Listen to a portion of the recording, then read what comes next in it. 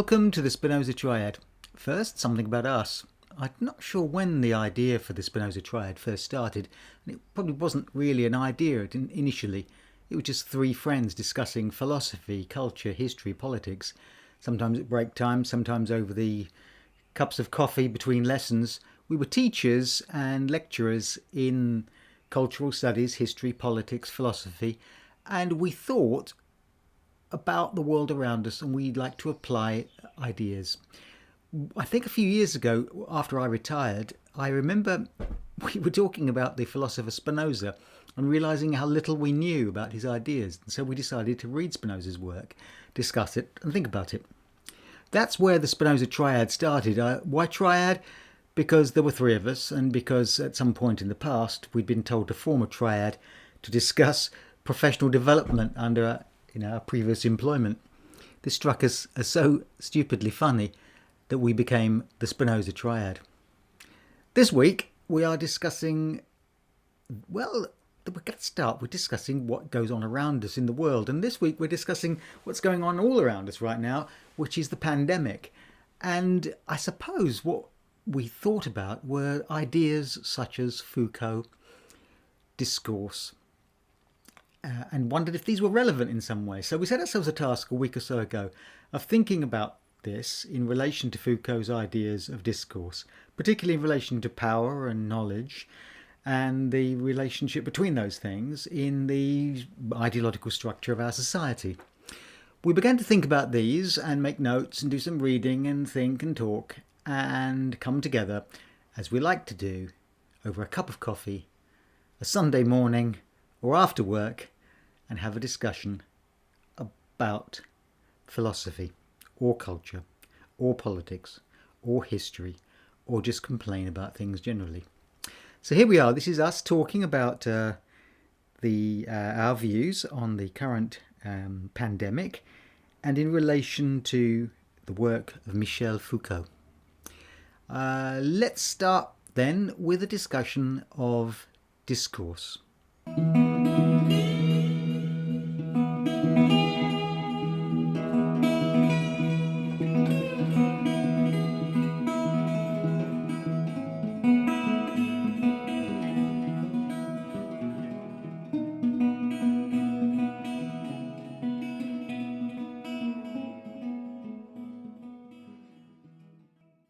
Discourse is a word he uses, a sort of discursive realm. And I thought it was quite relevant for the world we're in at the moment. In terms of illnesses, he traces leprosy from the Middle Ages as being not necessarily a response to dominant Christian ideas.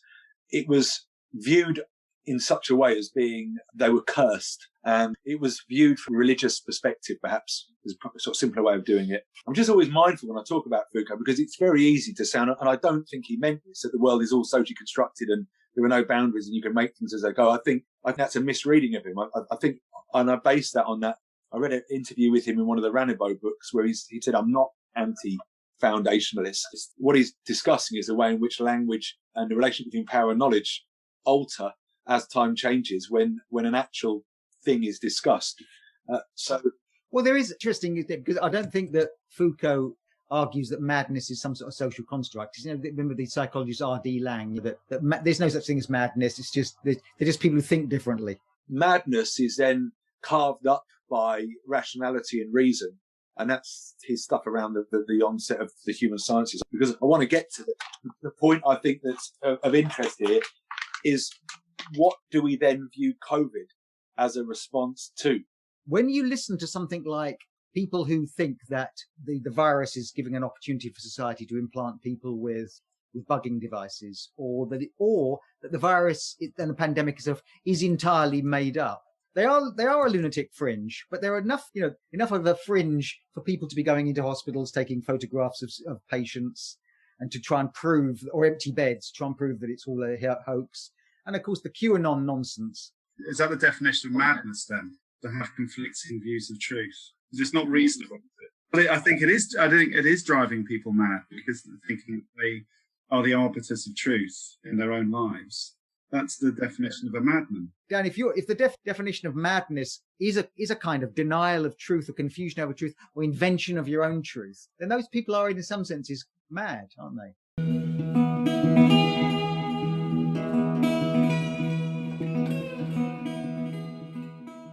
It's new, isn't it? We've always had viruses, obviously, and we've had, there have been pandemics in the past, but there are factors like social media, the compression of time and space through new information technology. If someone says to you like, I believe that Donald Trump is still the president and that he's actually fighting a ring of international paedophiles, you could either respond by saying, well, I feel you've been misinformed, or you can say you're off your trolley.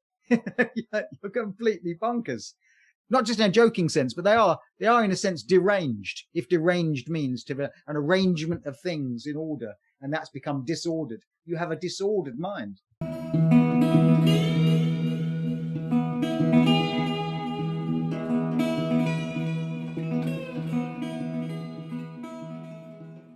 It's not enough nowadays. We don't argue over the truth. You argue my truth against your truth. That whole distrust of the role of the expert, I think, was quite useful to view from Foucault's position. I think Foucault's contribution to this is just to pause and recognise the language that we use to talk about things often masks other aspects. I mean, when I read that stuff, I looked at like the idea of education to training, training people rather than education, population in terms of productivity, and health in this respect in terms of control, observation and surveillance. The panopticon idea, we discipline ourselves to this, and it's reading this kind of thing with Foucault and not trying to arrive at any kind of moral or ethical judgment of it. It's just trying to unpack where power is functioning in such a way that it's not immediately apparent, and very often in the very language that we use to discuss something like COVID masks within it a whole set of power relationships that we're not aware of, that we are intimately bound to just by the very language we use to discuss it. So that's the thing about Foucault, is it curiously makes you think about other things. You ever come across Foucault's ideas? You don't.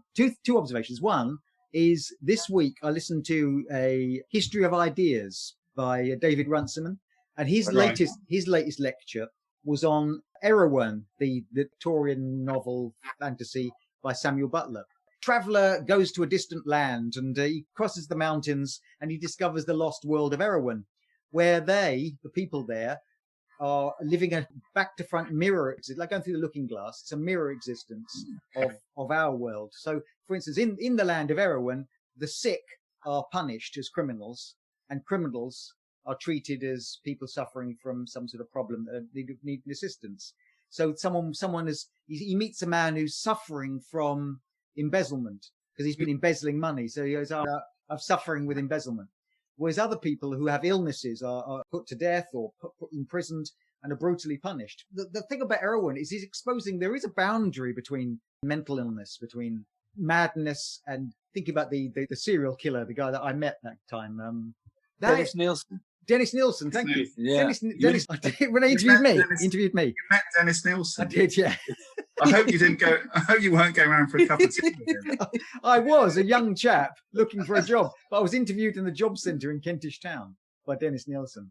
And of course, at his trial, he tries to, at one point, say, I'm mentally ill. And then his lawyer says, look, he used to cut young men up, boil their heads on his stove. If that's not mentally ill, then what is? But actually, they found him sane. And then Dennis Nielsen said, oh, yeah, he says, I was completely sane. He said, I just don't know why I did it. I just like killing people. I knew it was wrong. He said, I'd no problem with knowing it was wrong. I knew it was completely wrong. But so the boundary between illness and criminality clearly is somewhat blurred. That struck me that why that relates to Foucault is that attitudes to illness clearly are highly socially constructed and exist within framework, or I think Foucault calls it an episteme, a framework of ideas that construct our view of this particular thing.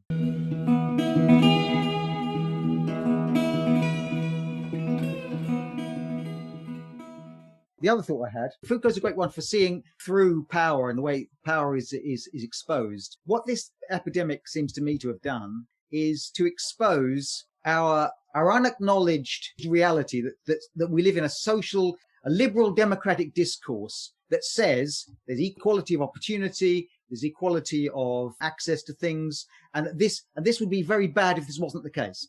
So there's a lot of anxiety about poor kids don't have computers at home and they're not getting a good education, or that poor people are suffering worse than richer people. The middle classes are sitting in their nice little sheds in their gardens, actually quite enjoying the pandemic, because whereas when you're in an apartment block somewhere in London, it's absolutely a nightmare. Now, our shock at this, there's been lots of stories about how the pandemic exposes social inequality. Well, no, it doesn't. Our shock is because the social inequality is always there. We live in a world of utter social inequality. The schools are always unfair. The middle classes always have an advantage. The poor living in an apartment is always disadvantaged compared to living in your nice little middle class house with your shed. The pandemic has produced this outpouring of horror at something which is always there. In a sense, it's a kind of inversion of liberal democratic values in order to re-establish them. Our current horror at what the pandemic is now doing, we must get back to we're not getting back to anything. We're getting back to an unfair society. So re-establishing the unfairness through being horrified at this one. It's a bit like in that scene in Casablanca where Louis, the police chief, walks in. He's been gambling in Rick's Cafe. And then they decides to raid the place. He blows his whistle and says, "I'm shocked that gambling's been taking place in here." Then the waiter comes up to him and says, "Here's your winnings, sir." And he goes, "Oh, thank you very much." I think that's what we're doing collectively in society. We're shocked that there's inequality. Who knew? And yet it's there all the time.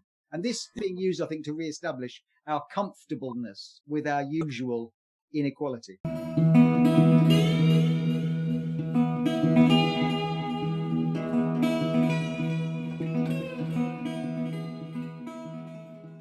What do you think, John, the role of real, that projection of that anxiety, that bit you can't put your fingers on? I think that's what Foucault alludes to a lot, but doesn't ever speak of.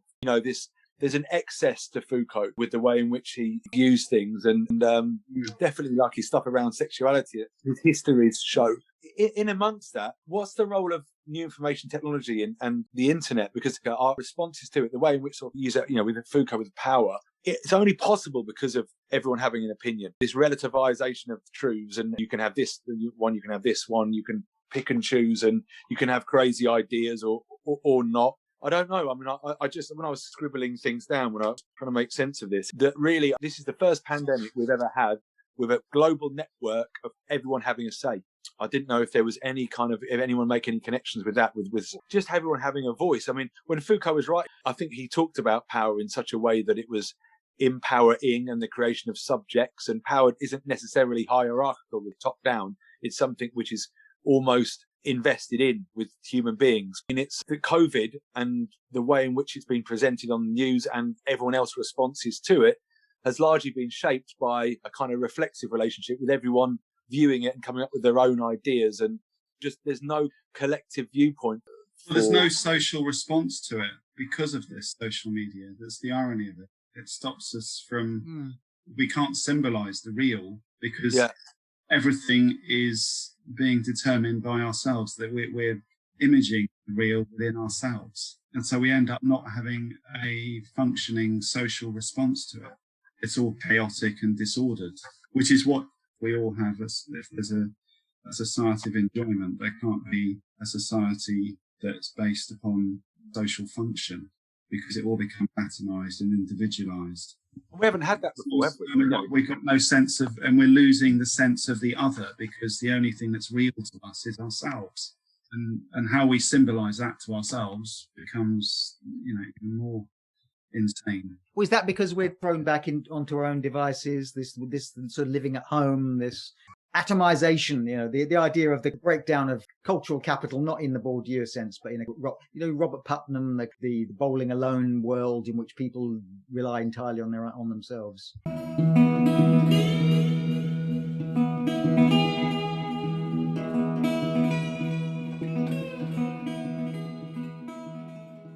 Another thing that Foucault talks about is the role of institutions and how they shift and change. And I was just thinking about immunization building passport, perhaps not for the madness and civilization, but for the discipline and punishment, where you're disciplining ourselves to these passport globally. You know, people will need them to travel. And yes, I want a passport. You know, want a passport. You can see how he made the arguments that he does around us disciplining ourselves. And then the passport is a direct form of discipline. I mean, you know you've got to carry it, and if someone's going to check it out, it's when you start living your life because you feel that someone will ask you for a passport, or because you start to change your behavior yourself, the self-acquiescing discipline.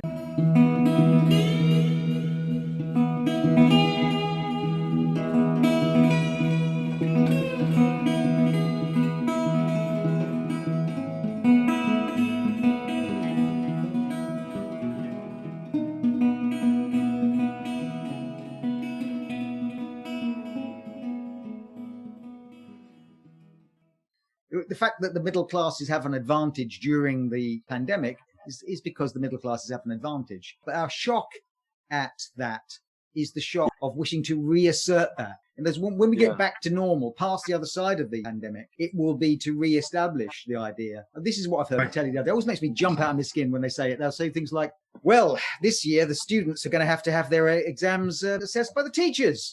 Yes, it's the best that we can do. That's the best we can do. Well, this is the phrase that got me. The only fair way to do it is through exams. And it was like, well, that's a shockingly unfair system. It's just it's the unfairness that we're used to. It's reinforcing our belief that somehow the other side of the pandemic is the good old liberal Democrat world of opportunity and fairness, which is not there, being used, I think, to reinforce the discourse of social inequality, the discourse of liberal individual opportunity, that this is a restriction of, that when we break through this, it'll be re-established, as we'll be consumers again. In a few months' time, we'll all be able to go out and spend. So you're saying when we get past this, everything's going to go back to normal, and the working classes will have the equal opportunity to make the best of themselves and have the same opportunities as middle classes. As it's a bit like the myth of the Blitz spirit. Because in the Blitz, all the East Enders hobnobbed with the people from the Ritz, and they all had a jolly old time, kneesing up and all that stuff. And it was all great. And it was for a few years, class was wiped away. We all mucked in against Johnny Foreigner and the Nazis. Well, of course, that wasn't true at all, really. And out of that came the sense in which, because that was then that must be the underlying truth. The underlying truth is that under all this inequality and unfairness is a fundamental justice that always exists. That things like Second World War or COVID interrupt. That's a story we tell ourselves. We can re-establish it. Yeah, so it re-establishes the narrative of the fundamental justice of the world, and we can go on. We can go on into chronic despoilation of the environment, desperate inequality, hundreds of people dying every year on the roads. That's normal, and so on. And poor people living shorter lives than people in the middle classes, and that's just fine. And kids will go home and not be able to do their homework in their kitchen table in the future and fail their exams, because exams are designed to produce failure, and that's just fine.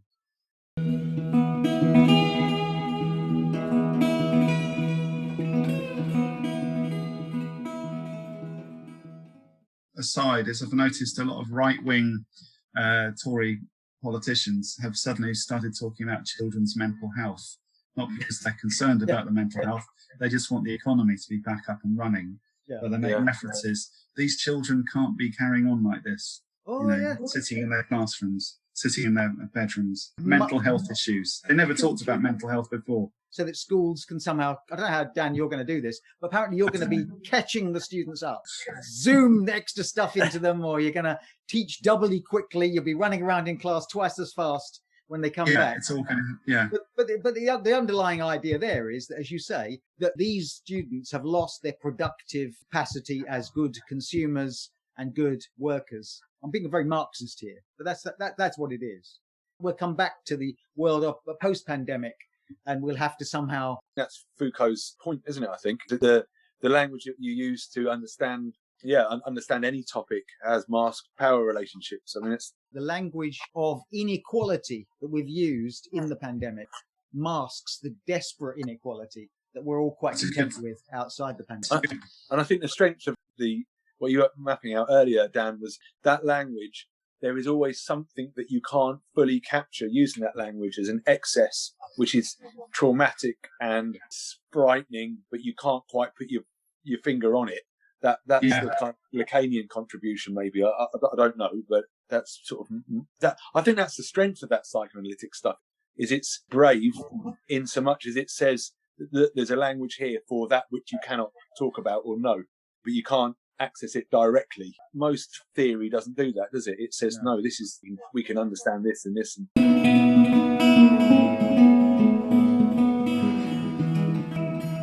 You've been listening to the Spinoza Triad, and this week, Dr. Richard Miller, Dan Rowlands and myself, John Gibbs. Our thoughts on the pandemic in reference to Michel Foucault and discourse. I hope you enjoyed it. If you didn't, well, don't listen again.